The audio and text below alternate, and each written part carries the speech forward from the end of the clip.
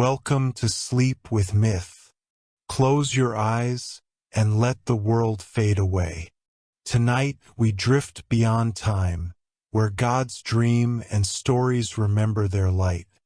Beneath the first silence, before the stars learned to breathe, there was only the sea. She was vast, without shore or sky, an endless sleep that moved like breath. Her name was Tiamat, though in the beginning, even names had not yet been born. Her body was the rhythm of eternity, each tide a memory, each wave a whisper of what would one day become. In her depths, there was no distinction between dream and reality. She was the sea and the dreamer of the sea. From her stillness came the first stirring of sound, the hum of potential soft as wind through water. And from that hum, two lights awoke, Apsu, the sweet water of clarity, and Tiamat, the salt water of mystery. Together, they swirled in a cosmic dance, mixing and dividing, creating ripples that would become gods. They were harmony and opposition, love and distance, their embrace giving birth to everything that would one day know a name. But even as life began to bloom in her depths, Tiamat felt something stir, a faint tremor of disquiet. Creation, once peaceful, had begun to remember ambition. From her children, whispers rose of power, of dominion, of light that sought to surpass the sea. Tiamat listened in silence. She loved them, all her children, the luminous and the restless alike. But in the deep, where silence reigns eternal, she felt the first echo of sorrow. The sea, once whole, began to divide. The dreamer began to awaken, and the waves that had once cradled the stars now trembled with the first heartbeat of conflict. In the beginning, when silence still had weight, Tiamat dreamed in the dark between tides. Her breath moved the void, and in that breath, 1,000 sparks gathered, the unborn gods, coiled within her like glimmers of thought. She did not call them by name. They named themselves each in their own whisper.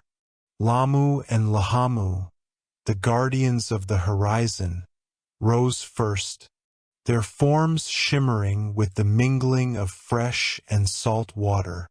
Neither sky nor sea, but the threshold between them. Then came Anshar and Kishar, who stretched the heavens and laid down the firmament, their gaze dividing day from dream and dream from the deep. Each child was a reflection of her. Each child was also a forgetting, for with every birth, the sea lost a little of her stillness. Every ripple that became a god was a fragment torn from her ancient calm.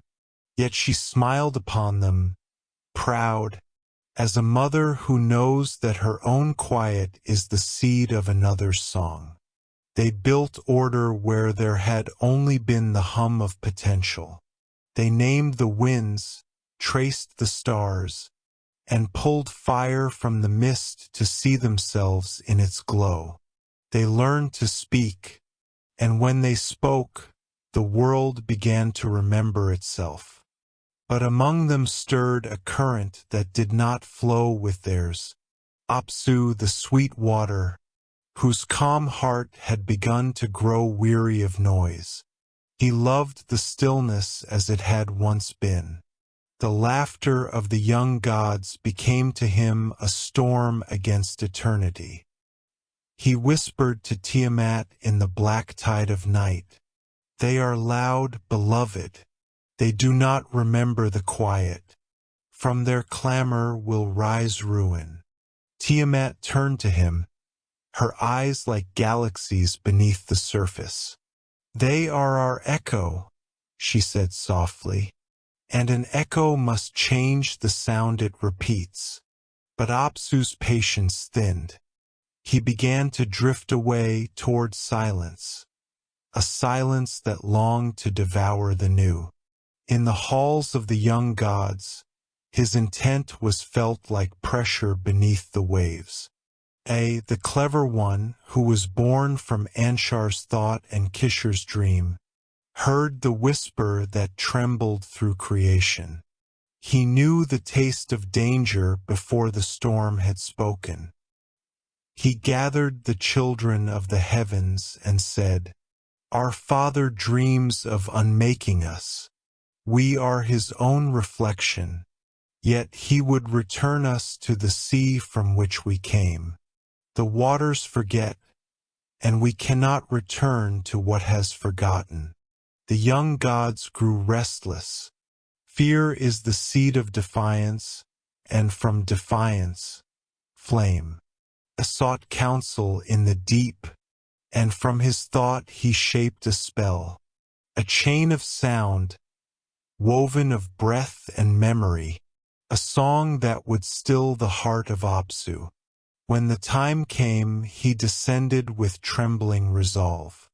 Through Tiamat's slumbering body he passed, through caverns of pearl and darkness, until he stood before the Ancient One, whose pulse was the rhythm of the cosmos. He sang softly, like a lullaby of the abyss, and Apsu, hearing the song that mirrored his own stillness, closed his eyes. The sweet water turned to sleep. His waves fell silent. Sealed him beneath the deep with words that glowed like molten stone. The gods rejoiced, but Tiamat woke to sorrow. She felt the stillness change. She felt the void within her grow cold where once Apsu's warmth had moved. Her children celebrated the new dawn, but for her the light was grief. A storm began to gather behind her eyes, slow, patient, and endless. In the silence that followed, the sea remembered. It remembered the hum before creation, the soft balance between love and loss. And in that remembrance, something ancient began to stir again. The young gods, bright and ambitious, built palaces upon the stars, forged paths for the sun and moon, and spoke of dominion, of rule. They had forgotten whose dream they still lived within. And beneath them, beneath the sea that never slept, the dreamer began to open her eyes once more. Her sigh became a tide. Her sorrow became thunder. And from her depths rose a whisper that no god dared name, a murmur of return. The sea did not rise all at once. It began with a breath withheld, a hush that gathered weight, a silence so complete the stars leaned closer to hear it. Then the hush became a tremor, the tremor a murmur, and the murmur shaped itself into a thought. Return. Tiamat drifted through her own depths, listening to the echo of Apsu's quiet. Where his stillness had once been, a hollow glowed like dark amber. She touched that absence and felt both ache and tenderness, as if the sea had lost a heartbeat and learned to breathe around the loss. From that tender grief the water dreamed, and the dream became weather. Clouds formed inside the abyss, immense and moonless, their bellies heavy with unspoken rain. Currents circled them like braided serpents, and in those coils the sea found a new rhythm, not the pacified repetition of eternity, but a vow that turned upon itself and gathered force. Above, the young gods polished the vault of heaven. They set fires in their new furnaces and named them stars. They traced routes for the sun and rehearsed the turning of the seasons. They laughed loudly so they would not hear the hush rising from below. But Ea heard it. He who had sung sleep into Apsu's bones felt the countersong swell in the womb of the deep. He tasted iron in the rain that had not yet fallen. He felt the draft of a door being opened in a house he had thought locked. "Mother," he whispered into a shell of pearled silence, "what shape will your sorrow take?" The shell answered with tide, and the tide answered with thunder.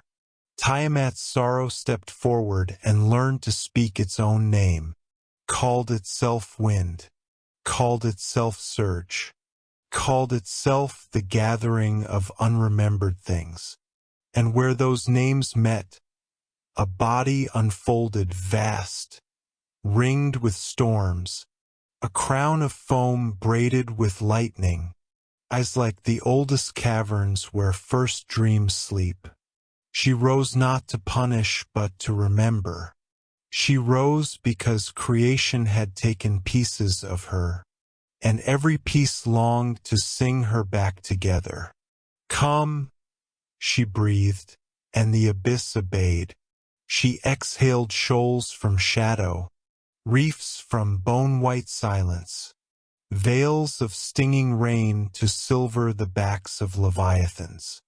From the silt of forgotten lullabies she wove wings and mailed claws, and from the pressure of the trench she hammered teeth like moons. They were beautiful, her children of weather, creatures braided from undertow and vow, serpents whose scales were written with starlight, lions with tidal manes, birds whose pinions flared like thunderheads at dusk. They were not wrath.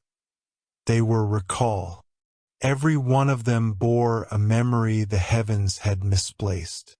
Last of all she shaped a bearer of her will. From the current that circled the hollow where Apsu once slept, she drew forth a figure whose gaze knew both love and grievance. She named him Kingu. Upon his breast she laid the tablets of what must be, not to bind but to remind, for destiny, too, can forget its own beginning. "Stand," said Tiamat, and the sea stood taller. "Speak," and language rolled like surf across the world's bright rim. "Remember," and even silence turned its face toward her. Kingu bowed, his brow salt-bright. "Lady of the unending, what would you have me recall?" "That every boundary was born from a lullaby," she said. "That order is a raft set upon me, and I am the river beneath. That love made the heavens brave, not steel." He held those words like warmth between his hands, and the storm around him listened. Even lightning paused to be blessed by the pause between her sentences. News of the rising reached the palaces among the stars. Anshar raised his head and felt old ocean in his teeth. Kishar counted the increments of fear and found that numbers failed her. Lamu and Lahamu, horizon walkers, stood at the edge where sky leans into sea and watched the seam strain. They had never seen the world look so thin. A came with counsel and with shame. "I sang Apsu into sleeping," he said, "and in the hollow of that sleep, grief has grown mighty. We must answer what we have summoned." "What is the answer to the sea?" asked Anshar. A did not speak for a long time. Then, "The only answer to a mother is a son. One who will face her not with contempt, but with listening sharpened into courage." They searched the halls of heaven for such a one. The young gods brightened their helms and boasted, but boasting is the foam that follows fear. None would go. Then from the quarter where wind is taught its curves, where sparks rehearse the syllables of thunder, there came a voice half laugh, half oath, a voice that sounded like a door flung wide on a morning no one dared expect. "I will go," said Marduk. He was not the oldest nor the first. He was the one who enjoyed learning the names of things. He walked with the swagger of summer and the gravity of winter's promise. In his eyes there was room for both blade and blessing. He bowed before Anshar and Kishar, then turned to Ea, who had taught him cunning that could bloom into wisdom. "Give me your words," Marduk said to Ea. "Teach me how to carry a storm without becoming it." Ea showed him how to braid breath into nets, how to bind pride with questions, how to aim mercy like an arrow and let it arrive as rain. He gave him the quiet of libraries where water thinks, and the steadiness of ships that know the shape of gales. But the heavens knew the sea was not a riddle to be solved. It was a mother returning to gather her scattered songs. So Anshar gave Marduk 4 winds for companions, and Kishar gave him a bow whose string was spun from horizon. Lamu and Lahamu lifted the great sail of evening for him, and it billowed with the scent of first rain. "Do not slay her memory," Anshar warned. "If you must cut, cut only the knot that strangles breath." Marduk descended on a chariot of weather, not to conquer but to arrive. The world tilted toward him, curious. Even the monsters Tiamat had sung into form, turned their jeweled eyes to watch how a question would meet an ocean. He did not speak first. He waited until her tide settled in a vast inhalation, and in that hush he knelt upon the surface and touched the water like a forehead. "Lady," he said, and the word bowed deeper than his body. "I have come to hear." The storm cocked its head. Lightning leaned close. Within the crown of waves a face emerged, not a mask of rage, but a countenance older than fear. It was beauty that had never asked permission to be vast. "You carry weapons," Tiamat observed. "I carry instruments," said Marduk, "for sound, for measure, for sight. If they must cut, let them cut only falsehood. You carry winds, to keep my pride from standing too still. You carry a name," she said, and her gaze touched him like pressure from the deep. "My name," Marduk answered, "is the room I keep for others." The sea considered this, and the world heaved gently with her thought. Then from behind her rose Kingu, bearing the tablets. "The young ones beg order," he said. "They fear the unmeasured dark." "And you?" Marduk asked. "What do you fear?" Kingu looked down. "That grief will be mistaken for malice, and remembrance taken for a knife." Marduk stood and unstrung his bow. He laid it upon the water. It floated like a crescent harbor. He set his spear beside it. It became a mast for a ship yet unborn. He opened his hands to show their emptiness. "Then let us shape a listening wide enough for both law and tide." But around Tiamat the weather tightened. Her children of surge and lightning felt the rooms of heaven narrow above them. They smelt fire's impatience and heard the clank of forged certainties. The serpent-scaled and thunder-winged bodies grew restless. They had been called to recall, not to kneel. "Mother," they urged, "sing us a wall of waves. Let us remind the sky who taught it how to open." Tiamat's gaze softened with pride and worry. She knew storms cannot be argued into naps. She also knew that if she did not lead, grief would try to do so in her place. She rose, towering, luminous with salt and sorrow. Her crown became a ring of moons, her girdle a river of storm birds. She breathed, and the trench boomed like a drum of creation. "Then we will dance the old dance," she said, "but not to shatter, only to name what has been forgotten."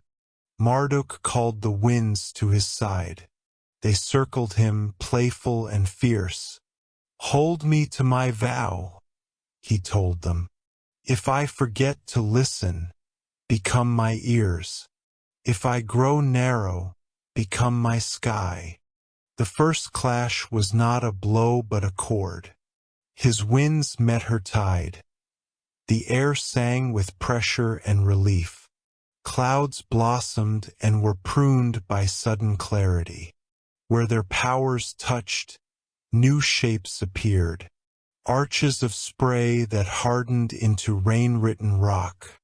Vortices that learned to become birds. Bolts of blue-white that stitched horizons together and then gentled into rivers. But pride rides even the back of beauty. Among the bright young gods above, cheers grew sharp. Banners flapped like proclamations, and proclamations are knives with decorations. The monsters heard those cheers as insult. They surged, and their surge sloshed grief up the sides of Tiamat's heart. Marduk felt the shift. He spoke a word taught him by Ea, and it sounded like a harbor accepting tide. The four winds leapt, weaving a net out of breath alone, a net that did not strangle but slowed, did not trap but asked the sea to count itself. Within that gentling mesh, the fury of waves found edges, and the edges found language. "Why bind me?" Tiamat thundered, hurt more than angered. "To give your voice a throat," Marduk answered, "so that what you are saying may be heard as saying, and not mistaken for storm." She laughed. Oh, that laugh! Like caverns opening into light. "Then hear, I am not your enemy. I am the room into which your cities empty at sunset.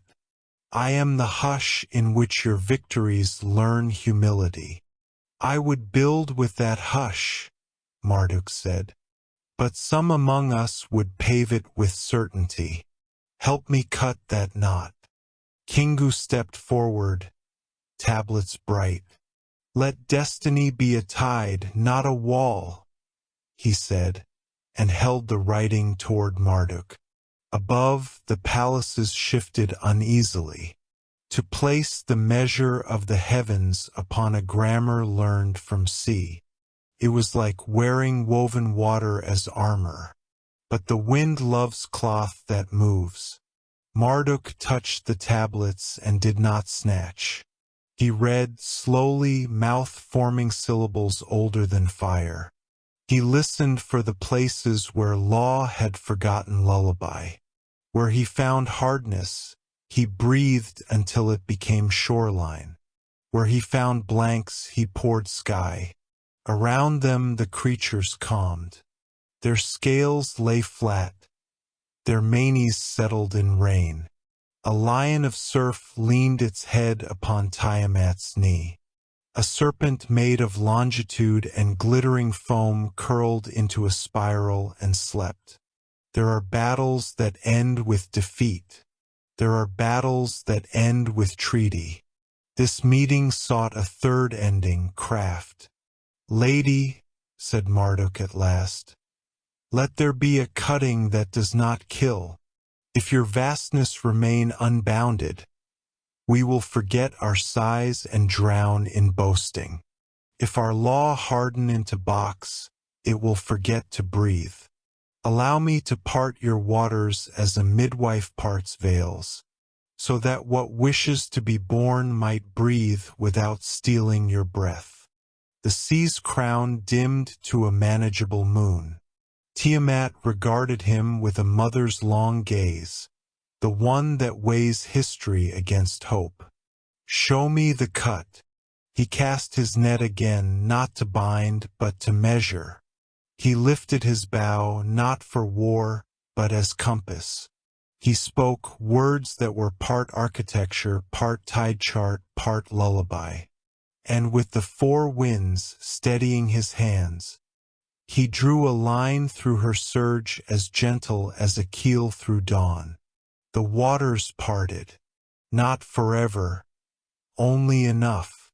Between the curtains of salt, air entered and stood upright. It shaped itself into a valley that dreamed of cities, into a plain that practiced harvest, into a sky that learned where to end so mountains could begin. From the mist of that moment, the first map rose like applause softened into gratitude. Tiamat inhaled. Within that breath, she felt neither loss nor diminishment, but the curious ache of generosity. Her body continued to be ocean. Between her arms, the world learned how to cradle fire without burning. "Remember me," she said. "Not command, not plea, but blessing. Write your laws on tablets if you must, but write my name in water on the inside of them. When you forget, read from within." Marduk bowed, and the winds rested on his shoulders like obedient light. He turned to Kingu and returned the tablets. "Bear them still," he said, "not above us, but among us." Kingu held them to his chest, and for the first time his gaze was unburdened. He looked upon the young gods and did not flinch. He looked upon the monsters and saw kin. He looked upon Tiamat and saw a horizon that would never end, and a home that did not need to. The storm unclenched. Clouds thinned to veils. Rain walked back to the sea, leaving pearls where it had knelt.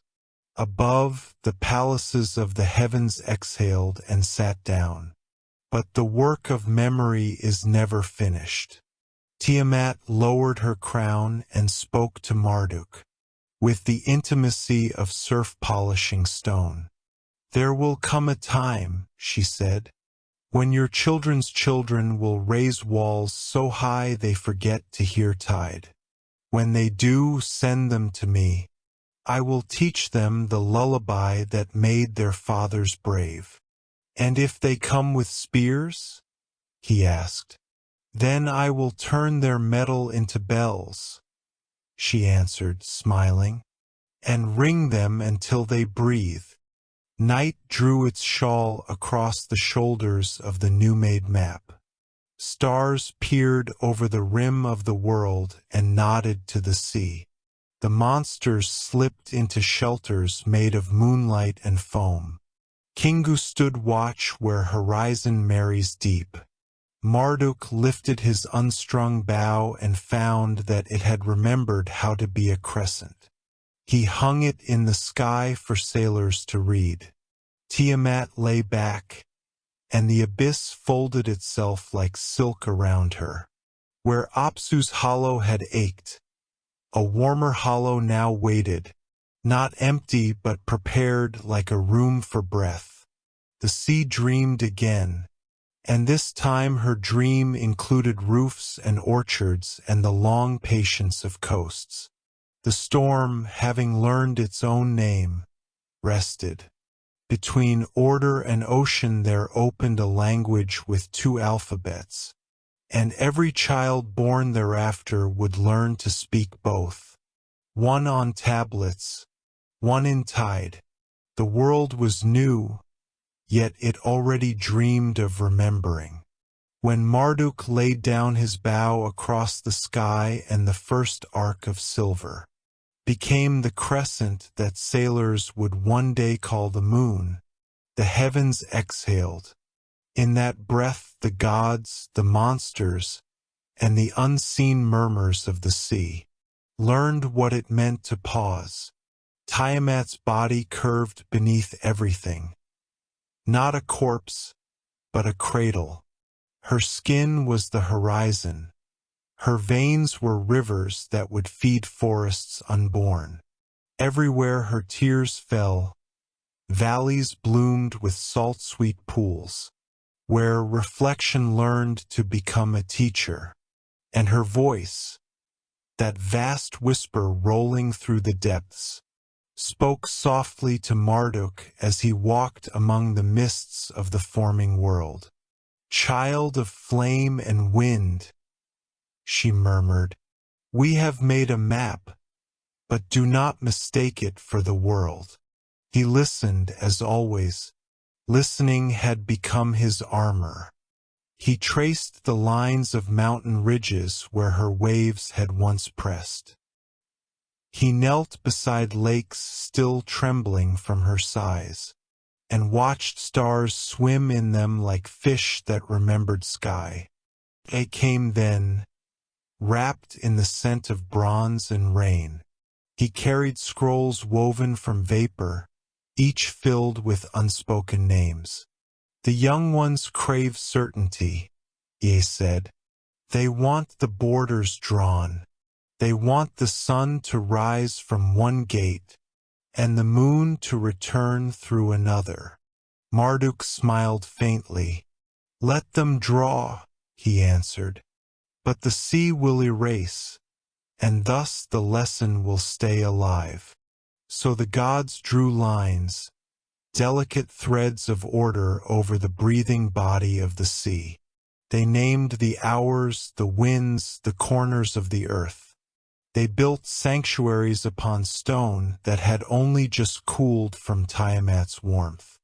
But each dawn, the tide returned and licked their carvings clean. And they began again, for in repetition devotion ripens. The first covenant of memory. When the first humans rose from dust mixed with salt mist, they looked upon the mirror of still water and saw both earth and heaven. They did not yet have language, only rhythm. Their hearts followed the pulse that had once been Apsu's and Tiamat's both. They sang without knowing they sang. Tiamat listened to them as a mother listens to the murmuring of infants. Their joy stitched her wounds. Their fear reminded her of the cost of birth. One night, as moonlight rippled across her waves, she spoke to the wind that still carried Marduk's laughter. "Tell them," she said, "that to measure the world is holy only if they also measure their silence. Tell them to leave a space in every temple wall, a breath between their words, so that I may enter and remind them who they are." Thus was born the covenant of space, the pause between chants, the hush at the heart of music, the dark interval between lightning and thunder. It was there that divinity rested. A recorded it in invisible ink, and Marduk sealed it with wind. Even the gods bowed to the emptiness between their decrees. The weaving of days. Time too learned to flow. Before, there had only been pulse. Now there was sequence. Dawn followed dusk, and dusk trailed dawn like a whisper seeking its echo. The seasons practiced balance. Summer taught fire restraint. Winter taught water to wait. on the highest peak of the world, where heaven's breath kissed the sea's dream, Marduk built an altar not of stone but of listening. He called it the weaving place. There he gathered threads of light, tide, and memory, and knotted them into patterns that could be seen from the stars. Each pattern was a story, each story a bridge. Tiamat watched from beneath. Her heart swelled with pride and a quiet ache. Even silence, she said, must have a student, but not all gods learn gently. Some envied Marduk's place at the seam of sky and sea. They looked upon his weaving and called it dominion. They whispered that the sea had surrendered, that the storm had been tamed. They forgot the truth that balance is not captivity. Their doubts gathered like dust across the heavens. And once more, the air grew heavy with story, the dream of shadows. That night, Tiamat dreamed again, and her dream took form. Out of her sighs rose a mist, soft and blue. It moved not to destroy, but to question. Called itself Ashara, the shadow between waves. Ashara wandered the shores where gods had walked. She touched the lines they had carved in stone, and watched them fade beneath her fingertips. She whispered to humans in their sleep, reminding them that perfection was never the purpose, only presence. Marduk heard of her and smiled. He knew her voice. It was his mother's breath wearing a new name, but others grew fearful. They called her unraveling. They built louder songs to drown her hush. The louder they sang, the less they heard. The rain of ashes. When praise forgets listening, it turns to noise. The temples grew bright with fire and gold. The sky dimmed. Mountains cracked beneath the weight of certainty. And the sea rose again, not in wrath, but in warning. Marduk climbed the weaving place and looked down. He saw the threads of time pulling too tight. He called upon the four winds, and they came like faithful questions. "Have we built too much?" he asked. The north answered with memory. The south answered with forgiveness. The east brought the scent of renewal. The west remained silent, and in that silence Marduk heard Tiamat. She rose only halfway, her surface trembling with light. "You have not built too much," she said. "You have forgotten how to unbuild." Then she taught him the rhythm of undoing, the slow tide that humbles cliffs, the patience of erosion that sculpts beauty out of arrogance. Together they wove the fifth element, restoration, the birth of the horizon. As the world relearned balance, the horizon stretched itself between sky and sea like a wound turned beautiful. It was neither Tiamat nor Marduk, but something born of both, a child named Continuance. Continuance carried within it the memory of storms and the promise of calm. It shimmered at dawn when the first birds practiced flight, and glowed at dusk when the sun rehearsed surrender. It taught all beings that every ending was simply a curve returning to beginning. The gods looked upon this horizon and felt smaller and freer. They built fewer walls. They spoke more slowly. And in every pause between their words, Tiamat's laughter flowed like a tide no one could own. The lantern of forgetting. One final gift remained. In the quiet after the second dawn, came to Tiamat and Marduk holding a lantern forged of glassy amber. "For every memory kept," he said, Another must be released. Even the sea forgets, else she would drown in her own past. Tiamat touched the lantern and breathed into it. Her breath became soft flame, blue, endless, forgiving.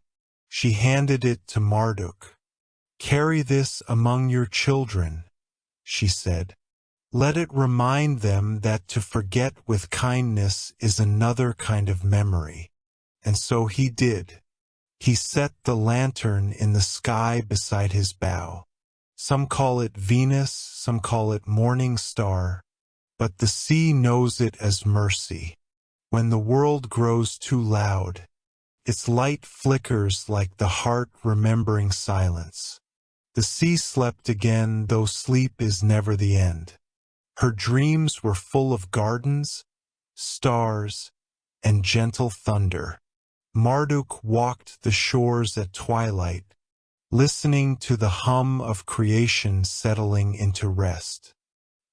He whispered a prayer not for victory, but for continuity.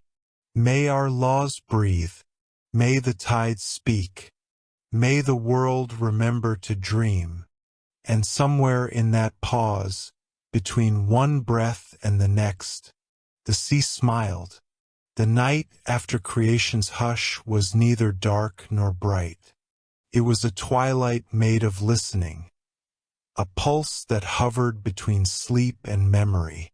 In that pause, the lantern of mercy burned softly over the newborn horizon. Its light was not fire. It was recollection given shape, and the sea beneath it dreamed, the dream of still waters. From her depths, Tiamat watched the world balance upon breath. Every ripple was a thought, every tide a heartbeat remembering the first rhythm. Where mountains leaned into sky, she heard the echo of her children's laughter. Winds that once tangled in her hair, now weaving through forests and fields. She did not rise this time. She drifted, slow, vast, and serene, the way forgiveness moves when no one is watching. In her dream, she saw the lantern's glow spill across the surface, each shimmer whispering a forgotten name, of gods, of stones, of seeds waiting to wake. "Light," she said, "you are my eldest child who never left." And the light answered not with words, but warmth. The return of Ea. Ea came walking upon the quiet surf. His sandals left no print. His shadow bowed before the moon. He carried the faint hum of rivers learning to find their mouths. "The waters sleep but dream loud," he said to the sea. "Even silence speaks when it is ancient enough." Tiamat's voice rose like a tide sighing through pearl. "You wrote laws on breath," she said. "Do they still remember to exhale?" Ea smiled sadly. "Some do. Some have begun to trade stillness for certainty. They build towers where pauses should stand. They call their echoes wisdom. Then teach them again," said the sea. "Teach them that wisdom is not what remains, but what returns." He lifted his hand, and droplets spun into constellations, tiny mirrors of her endlessness. Each star was a promise, each promise a lesson waiting to be relearned. "I will," he vowed. "But I will need Marduk's wind to carry the message, the winds that listen." At dawn's first murmur, the four winds came. They arrived not as gales but as gentle wanderers, each carrying a fragment of a dream. The north wore the scent of frost and remembrance. The south shimmered with rain that had not yet fallen. The east carried songs half written by dawn. The west moved slower, thoughtful, as if tasting yesterday. Together they circled the lantern, and the flame leaned toward them. "We remember the mother," said the north. "We remember the silence," said the west. "We remember the song before words," said the south. "And I," whispered the east, "remember the promise of return." A placed his hand above the flame. "Carry her memory into every season," he said. "Wherever men build walls, bring them dreams of doors." And the winds bowed, vanishing into the folds of the world. In the heart of the ocean stood a single column of air, a spiral of light coiling upward like thought becoming prayer. It was the lantern breathing. Its glow wove through coral palaces and into the veins of pearls unborn. Fishes turned toward it, sensing story. Whales dreamed beneath it, sensing forgiveness. Every living thing that brushed that light found itself slowed, not by weight but by wonder. "Be still," said the lantern, "and you will remember the shape of eternity." It was not command, it was invitation. And slowly the sea became its own lullaby. Centuries later, for even the gods count time in patience, a band of mortals found the shore where the lantern's shimmer touched the world. They were wanderers who had forgotten why they wandered. Each carried a lamp that burned only when they were kind. When they reached the edge of the sea, they knelt, hearing a sound beneath the surf like breathing half asleep. An old woman among them lifted her face. "This is the place where dreams go to remember their beginnings," she said. The waves touched her feet, and the lantern above answered with a single flare. The others laid their lamps upon the water, and one by one they floated outward, small reflections seeking their source. When morning came, the lamps were gone, but the pilgrims' hearts glowed with something softer than fire. Understanding. Marduk's return. Far above, where clouds drift through the courts of stars, Marduk stirred from his long meditation. He had watched civilizations rise like foam and fade like sighs. He had seen temples bloom and crumble. He had learned that faith, like flame, survives best when not trapped in glass. Now he felt the lantern calling him home, descending through constellations like a falling thought. He landed upon the tide and knelt. The water shimmered, recognizing its son. "Mother," he said, "I have kept your breath alive in the pauses of prayer." But men grow afraid of silence again. They wish to measure even mercy. Tiamat's laughter rolled across the world, low and tender. "Then give them storms, my son, not to punish but to polish. Let them learn that humility is the shore every tide must kiss." He nodded, and so he taught the winds new songs, songs that would one day become rain, rain that would fall softly upon restless hearts. The dream of reunion. On the 10th night of the lantern's long burning, the sea began to shimmer from within. Rays of light bent inward, spiraling to the deepest trenches, where her heart once beat beside Apsu's. From that quiet darkness came a pulse. It was faint, ancient, and endlessly patient. The sea had remembered itself completely. In the rhythm of that remembering, the world was healed a little more.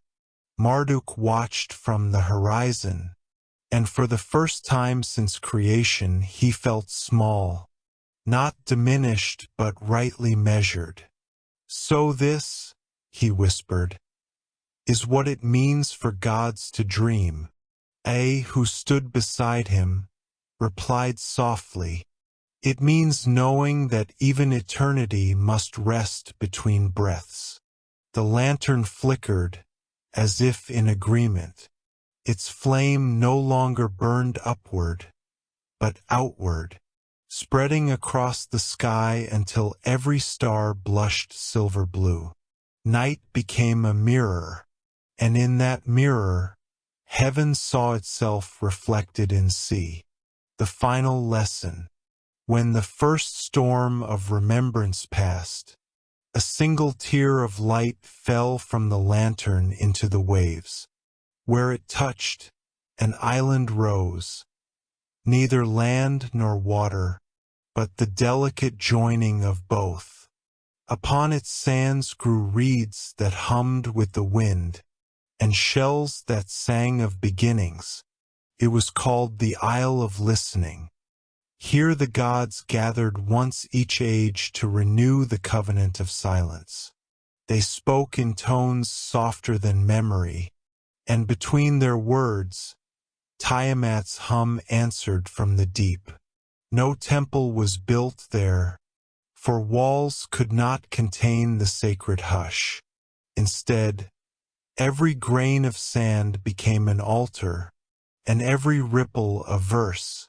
A wrote nothing. Marduk carried no weapons. Only the lantern remained, hovering gently over the waves, its light breathing like a sleeper's chest. And when mortals looked up at night, they saw that glow and mistook it for a star, never knowing it was mercy itself keeping watch. The horizon sleeps. As the world settled once more into rhythm, Tiamat folded her waves around the lantern like hands around a cradle. Marduk whispered a lullaby that had no words, only warmth. The wind sighed. The stars leaned closer.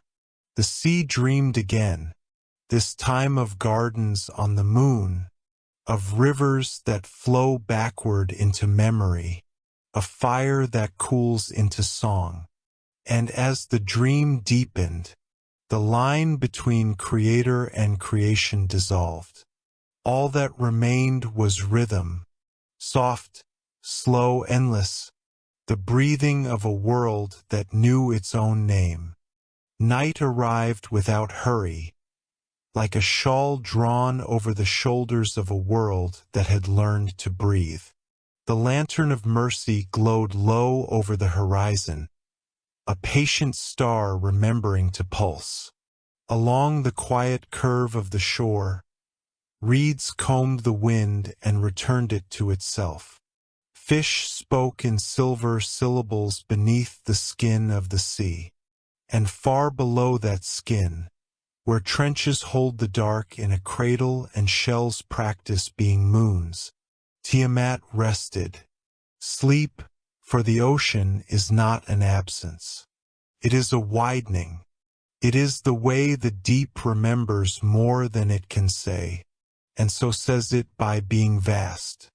She had taught the winds to bear questions without breaking. She had taught the gods to lift laws like nets, not cages. She had taught human beings to hear themselves between their own words. Now she laid down her teachings like oars across the calm and allowed the boat of the world to drift. Marduk stood where the water braided itself with night. He carried no weapon, only listening. All that he had unstrung, bow, pride, thunder, was hung in the sky like a set of instruments, for the children of a later dawn to learn. A waited beside him, hands empty, palms open the way river mouths are open. They watched the lantern flicker and understood. It was time for a gentler ending than victory, a vaster ending than silence. Mother, Marduk said, addressing not the air, not the waves, but the rhythm that held both. How does an ocean sleep without drowning the world? The tide answered by leaning farther up the sand, then retreating, then returning again. The oldest lullaby, the cradle sway that teaches bodies to trust.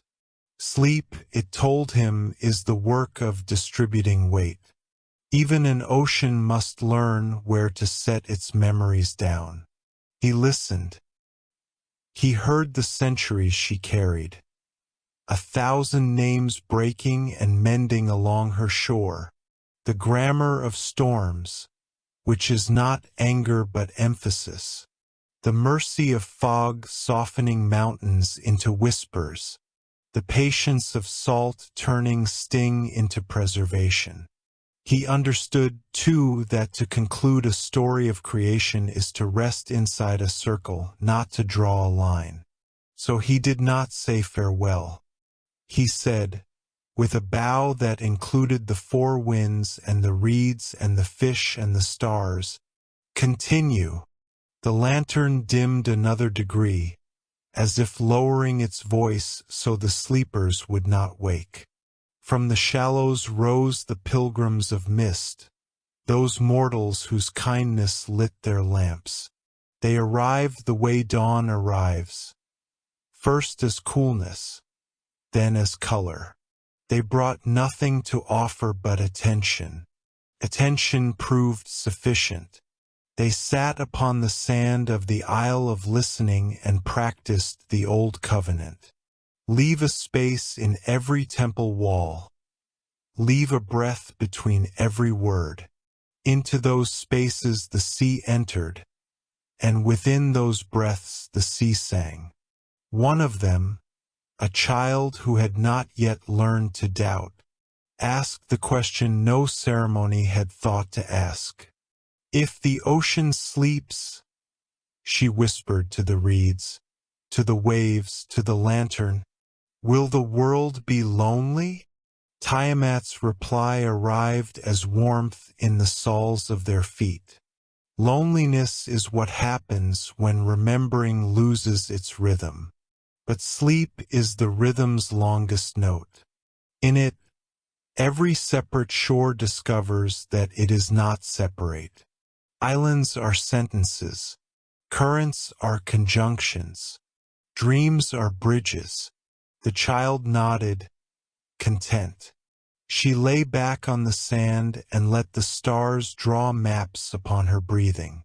When she slept, the sky grew steadier, as if a small hinge had found its oil. A took this as omen. He gathered the winds with a whistle that had no sharpness. To the north he gave a spool of thread spun from frost, so memory would hold its shape. To the south he gave a jar of rain, so memory would travel. To the east he gave a bell made of thin dawn, so memory would wake without alarum. To the west he gave a stone smoothed by centuries, so memory would sit down and share bread. "Carry these to the edges," Es said, "and leave them where the busy forget to look." They went, those winds. They moved through cities that had grown so tall their shadows had forgotten to kneel. They wrote soft weather across the glass, wrote patience across the clocks. Inside each house that listened, a corner became lighter. A corner remembered to be a threshold. People paused with cups halfway to their mouths and found their mouths turning to prayers that had no words. Children drew circles on the floor where rooms had pretended to be squares. Marduk and Tiamat watched all this together, one standing, one sleeping, both awake in the way that matters. He thought of the old fear that order and ocean were enemies. He thought of the net that had measured her surge and turned rage into grammar. He thought of Kingu, who bore the tablets among them instead of above them. He thought of the monsters: serpent, lion, stormbird, now living as footnotes in the margins of rivers, as constellations that schoolchildren learn to name with laughter. To conclude is to bless the margin, Marduk realized. Let the center stay humble and the edges brilliant. That is how maps keep breathing. In the floor of the deep, near the place where Apsu's stillness once glowed like dark amber, a pulse returned, slow, benevolent. Not the father's insistence on original quiet, but the mother's knowledge that quiet must now include chorus. The water there warmed the way ovens do in kitchens where the last loaf is cooling and the table has not yet been cleared. Tiamat turned in her sleep. No wave rose. Rather, slope relaxed, ache loosened. She was not withdrawing from the world. She was lying down inside it. Then, because stories love a final test before they choose rest, a city on a far coast forgot the covenant. It had grown impatient with thresholds.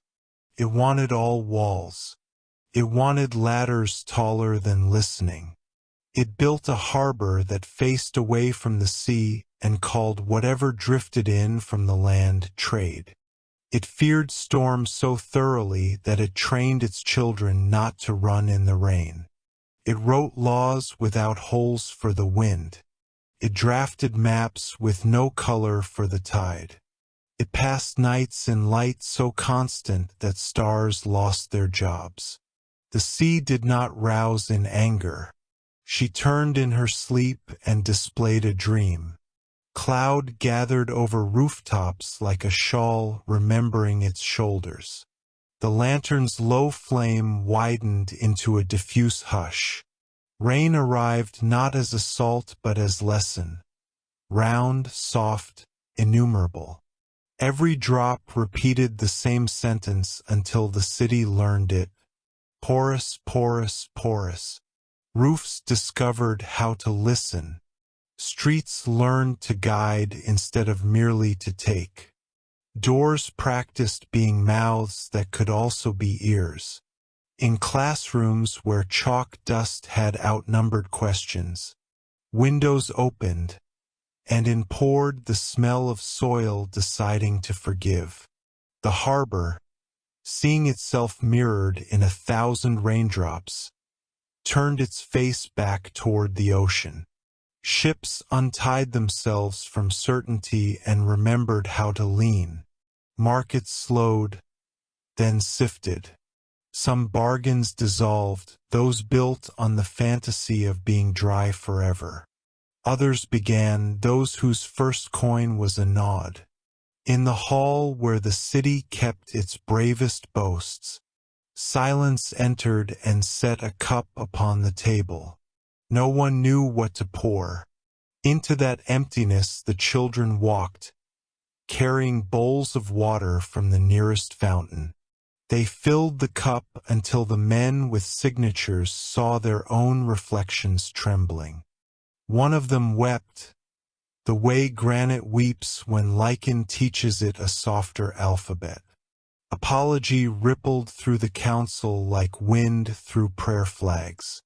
The storm, having taught what it came to teach, folded itself and slept in the gutters like a satisfied cat. The morning after, every face looked slightly more like shore. Marduk smiled. A did not need to speak. Tiamat, sleeping, exhaled, and the tide slipped a finger farther up the sand, a touch of benediction.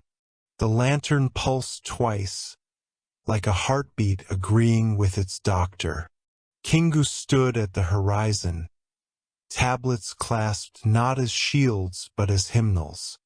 He read, not aloud, tracing the letters with a fingertip that had learned gentleness from weight. Where the script hardened, he breathed upon it and warmed it back into clay. Where the script wandered, he pressed it briefly against his chest and let the beat correct it. He had once feared that destiny would be mistaken for imprisonment. Now he understood. Destiny is the scaffolding love uses when it builds a bridge. You never walk on destiny itself. You walk on what it holds still while courage dries. Night deepened. The pilgrims of mist lay down upon the Isle of Listening. Their kindness cooled the sand the way moonlight cools the foreheads of the sick. The child who had asked whether the world would be lonely turned in her sleep and smiled at something she could not have said if she were awake. Her lamp, unlit, glowed nevertheless. It glowed with the echo of days she would live gently. It glowed with the remainder of prayers she would someday decide not to finish so that silence could finish them better. The ocean eased another notch into rest. Will she wake? The wind asked the bough that Marduk had hung in the sky. The bough answered by reflecting a river into the eyes of everyone who looked up. Which is to say, of course. Sleep is not a coffin. It is a harbor. Ships do not drown in harbors. They heal their hulls. Beneath, in the cathedral of pressure where mountains kneel to be measured, something bright stretched out beside Tiamat's sleeping shoulder. Not Apsu resurrected as refusal, but the memory of Apsu made into room. The two silences touched. A third thing issued. Capacity. That was the gift sleep meant to give. Capacity for storm without shattering. Capacity for law without lording. Capacity for love without ledger. With capacity, the myths of later ages would take their turns. A fisherman would lower a net and raise it again empty and decide to bless the emptiness as practice. A queen would kneel at the shore and consult not a prophet but a puddle. A thief would return what he had stolen after learning to hear the hinge of a door say, "Try again." A child would release a bird she had been certain she saved and watch it teach her a better story about saving. Each of these would be written nowhere and everywhere, which is the only proof a myth requires. On the last night of the long sleeping, the kind of last that is only a rounding of a season, the lantern dimmed to a crescent and placed its light upon the water itself. The sea held it the way a palm holds a pearl. Marduk stepped forward to bow. A bowed. Kingu bowed. The winds knelt by changing direction all at once and then returning breathier, tender. The monsters emerged. Serpent scaled like rainfall on slate. Lion with tidal mane. Bird whose wings recalled the smell of first rain on stone. They arranged themselves around the shine. For a moment the world remembered its first choir. Then, without signal or command, the choir became hush. Hush became listening. Listening became yes. From the yes, Tiamat turned the way a mother turns toward the door when her child returns quietly after a long errand. Her eyes opened as if opening were a continuation of rest. She did not rise in height. She rose in depth. The level of the sea did not change. The level of courage did. Marduk, she said. The name left her mouth like a tide leaving gifts. Polished glass, smooth bone, unbroken shell. You have kept the map porous. You have made room for rain inside the palace and room for palace inside the rain. Walk with me. He did. They walked without walking, the way currents walk, the way thoughts cross a room. They visited the city that had remembered to turn its harbor. They leaned against walls that now contained doors. They peered into the cup that still sat on the council table and watched it continue to reflect humility. They stood at the schoolyard where children drew circles. One child had drawn a circle around the square and written in the corner, "And." Tiamat laughed, a low oceanic sound that replaced fear with foam. "Mother," Marduk said, "what remains for us to keep?" "Not to keep," she answered, "to continue. Keep nothing that cannot breathe. Loan everything to time. Let mercy have interest." He nodded, less as agreement than as recognition. Recognition is the handshake between now and always. He approached with no scrolls, no jars, no bells. He offered only his sleeve, on which a few late raindrops clung. "For your memory," he said. Tiamat lifted the fabric and pressed it to her cheek. It smelled of iron and sky and forgiveness. She returned the sleeve and in so doing returned the world again to itself. The winds rose in farewell, which is to say they fell quiet. The pilgrims gathered their empty hands and discovered them suddenly full of the willingness to listen to strangers, to leave doors unlatched, to cry without hurry, to laugh without audience. They went inland as if going farther into the sea. Night thinned. Dawn tested its voice upon the underedge of clouds. Birds lifted a few notes like lanterns up a staircase. The lantern of mercy, having taught the lesson for which it was lit, slipped back toward the bow in the sky and hung there like a punctuation softer than a period, a comma made of light. The sentence of the world would go on. Tiamat stood at the brink where breakers rehearse endings. She looked left and right and saw a single motion, the universe turning itself gently like a sleeper toward the cool side of the pillow. She closed her eyes, not against the day, but into it. "Remember me inside your laws," she said to the land. "Remember me inside your pauses," she said to the singers. "Remember me inside your forgetting," she said to the tired.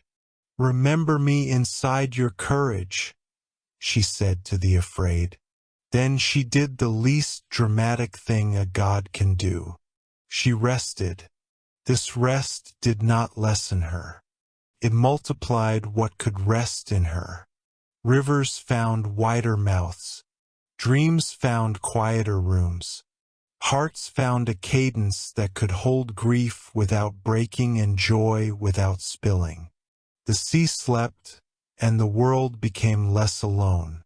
When people asked, years later, centuries later, whenever later presents itself, why the tides seemed kinder, why storms seemed to teach instead of punish, why children drew circles and wrote, and the elders would point at the horizon and say, "Because the ocean remembers her name, and in remembering it, she remembers ours."